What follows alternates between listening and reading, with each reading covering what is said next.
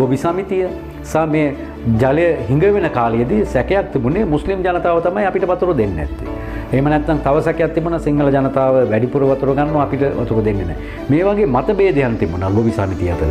නමුත් ඒගොල්ලෝ තේරුම් ගත්තා ජල රක්ෂිතයේ ප්‍රශ්නයක් තියෙනවා. මූලාශ්‍රයේ ප්‍රශ්නයක් තියෙනවා. එතනින් පස්සේ සියලු දෙනාම එකතු වෙලා ඒ ප්‍රශ්නය විසඳා ගැනීමේ ක්‍රියාවලියක් ගියා.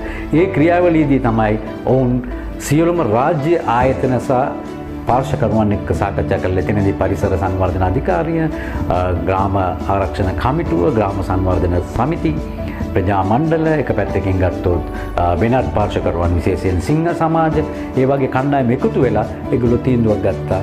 මීසා කුඹුක් පැල 1200ක් ඒ රක්ෂිතය තුල හිටවන්න. මම හිතන්නේ මේක ඓතිහාසික අවස්ථාවක්. ඌව පරණගම ඒ ප්‍රදේශයේ සිදුවෙච්ච ප්‍රශ්නයට උත්තර සෙවීමේදී ඒක දීර්ඝකාලීන විසඳුමක් අපි හිතනවා.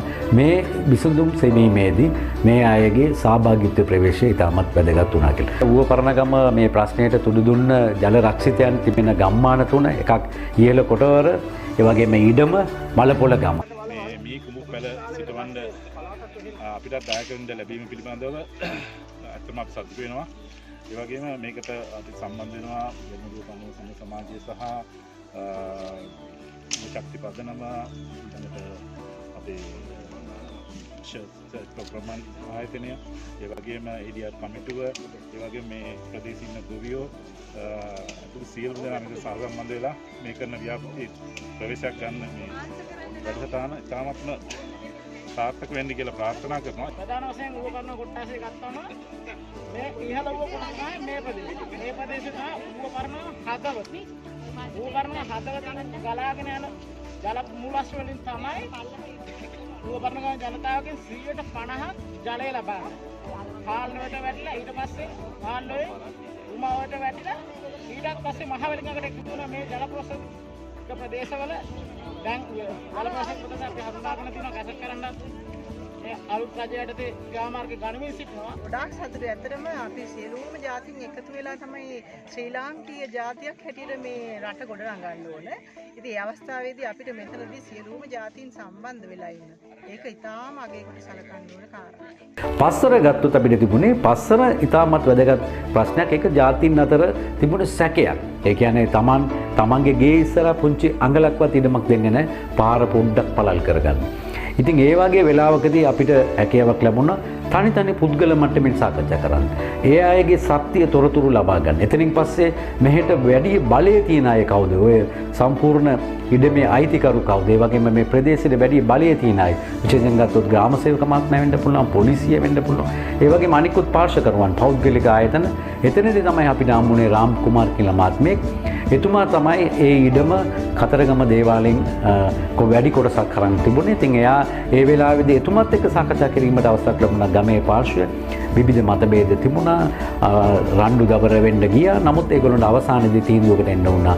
අපි සියලු දෙනාම මේ ප්‍රශ්නය එකට එකතු වෙලා විසඳන්න ඕනේ කියලා. එවැනි ප්‍රශ්නයක් විසඳා ගැනීමේදී අවසානයේදී අපිට විශාල සහයෝගයක්, තාක්ෂණික සහයෝගයක් ලබා දුන්නා කතරගම දේවාල. ඉතින් අපි ගත්තොත් 99 බද්ධය යටතේ ක්‍රියාත්මක වෙන දේවාල ගම් පනතේ යටතේ ක්‍රියාත්මක වෙන ඉඩම් අපිට කැමති විදියට පරිහරණය කරන්න බෑ. නමුත් ඒකට ක්‍රමවේදයක් තියෙනවා. නමුත් මෙතනදී ඒ අයත් පහළ මට්ටමට ඇවිල්ලා සාකච්ඡා කරලා මෙන්න මේ අහිංසක ජන කණ්ඩායමකට පවුල් 11කට විතර ඉඩම් ලබා දීම සහ ඒගොල්ලන්ට ඉඩමක ඔප්පුවක් සහ මුළු ඉඩම මැනලා ඒවා වෙන් කරලා මේ පාරට කොටසක් කියලා වෙන් කරලා දීමේ තාක්ෂණික මට්ටමින් ඒවායේ සහයෝගය ලැබුණා. ඉතින් මේ ක්‍රියාවලිය සම්පූර්ණයෙන්ම ක්‍රියාත්මක වෙද්දී තවත් අභ්‍යන්තරව වෙච්ච දේවල් අපි ගත්තොත් අපිට කියන්න පුළුවන් මේ අපි වැඩ කරපු මේ වැඩසටහන තුල පළාත් 3ක ක්‍රියාත්මක වුණා.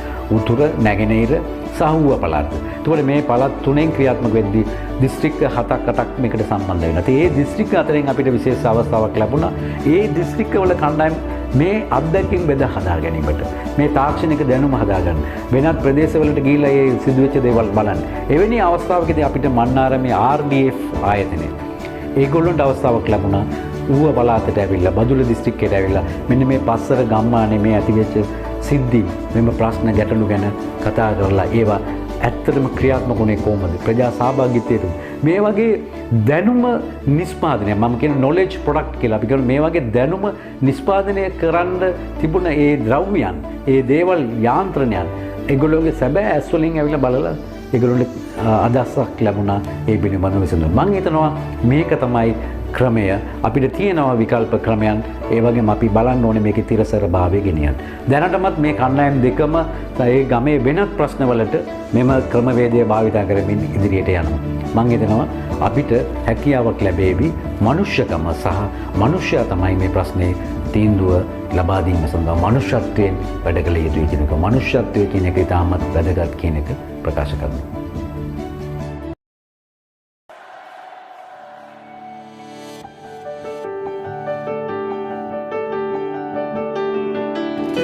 කඳුළු තිබුණාද මාවතේ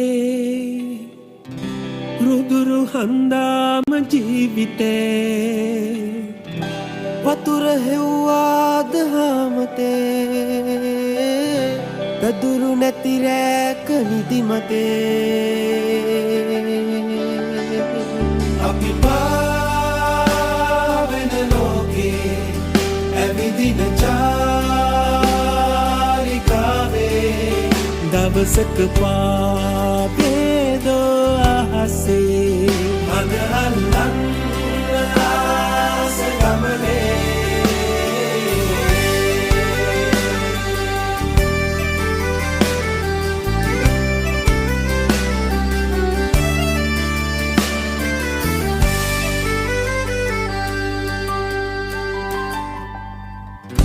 තුරන් උදාක ආදරේ තුරන්වාද ජීවිතේ පහස දැනුනාම තනිකමේ දෙබස් සැහුණාද හදවතේ